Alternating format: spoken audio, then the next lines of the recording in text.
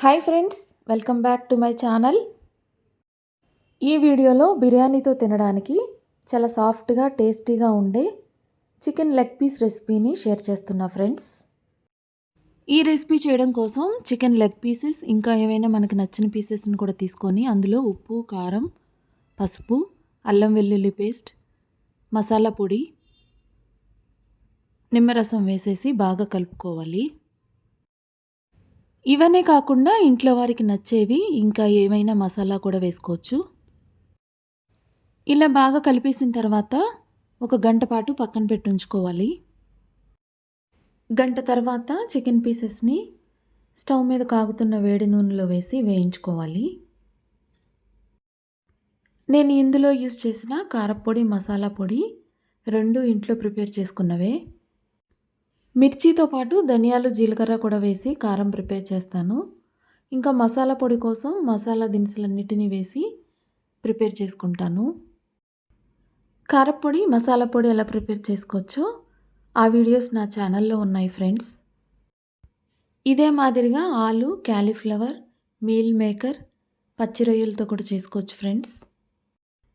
ఈ రెసిపీ నచ్చితే లైక్ చేయండి ఫ్రెండ్స్. అవసరం అనిపిస్తే ఫ్రెండ్స్, ఫ్యామిలీ మెంబర్స్కి షేర్ చేయండి. కొత్తగా చూస్తున్నవారు ప్లీజ్ సబ్స్క్రైబ్ మై ఛానల్. ఇలా అన్ని వైపులు తిప్పుకుంటూ వేయించిన చికెన్ పీసెస్ని నూనెలోంచి తీసి పక్కన పెట్టుకొని అదే పాన్లో ఉల్లిగడ్డ ముక్కలు వేసి కరివేపాకు కూడా వేసి వేయించుకోవాలి.